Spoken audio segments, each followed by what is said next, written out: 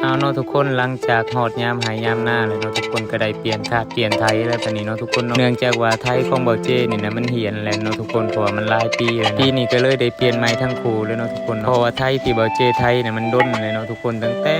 ด้นเลยนะตั้งแต่เบาเจยังน้อยพุ่นเนาะทุกคนจนมาปัจจุบันนี่มันก็ฮักมันก็เหียนเลยเนาะทุกคนเบาเจก็เลยได้มาเปลี่ยนตัวใหม่เนาะทุกคนถ้าว่าบ่เปลี่ยนก็จะบ่มีไทยหน้าเนาะทุกคนเพราะว่าตัวเก่ามันแตกมันฉีกมันเนาะทุกคนอันที่จริงเนี่ยมันพอเปลี่ยนตั้งแต่ปีกายนี่ได้ทุกคนแต่ว่าเบาเจอุตสาห์ไทยให้มันหอดปีนี้ซื่อๆเนาะทุกคนแต่เบาเจก็ลืมถ่ายให้ทุกคนเบิ่งนะคือมันฮักมันเหียนแห้งเนาะทุกคนจนจีกจนแตกแต่ว่าเบาเจทุรนทุเลาเอาซื่อๆได้ปีกายนี่เนาะทุกคนเพราะว่าปีกายนี่มันกระเทินเนี่ยกับสดเนาะทุกคนเนาะบ่มีเงินเนาะทุกคนเบาเจก็เลยอุตสาห์ไทยทุรนทุเลามาเนาะทุกคนจนหอดปีนี้แหละจังเปลี่ยนใหม่ก็เปลี่ยนหลายเติมเนาะปีนี้เป็นสุดเลยถือว่าปีนี้เนี่ยเป็นปีเสียเงินเนาะทุกคนมีแต่เปลี่ยนใหม่หมดเลยนับแต่ขาดแต่ไทยก็แบบนี้แหละเนาะทุกคนชีวิตหรือว่าอาชีพชาวไร่ชาวนาเนาะทุกคนพอหอดฤดูกาลยามฝนก็สิได้กาเก็บเงินเนาะทุกคนเพื่อลงไร่ลงนาเนาะเฮาก็บ่ฮู้ดอกว่าสิได้เสียหยังแหน่เนาะทุกคนแต่ว่ายามไร่ยามนามันต้องได้ใช้เงินแน่นอนเนาะทุกคนบ่ว่าสิเปลี่ยนขาดเปลี่ยนไทยเปลี่ยนจักรเปลี่ยนนู่นนี่นั่นเนาะทุกคนหลายๆอย่างเลยบางทีก็ไทยไทยนาไทยไปไทยมาก็บีไทยแตกเนาะทุกคนก็ใช้เงินอีกคือเก่าเนาะทุกคนเนาะก็คือที่ทุกคนเห็นนี่เลยเนาะทุกคนปีนี้เบาเจ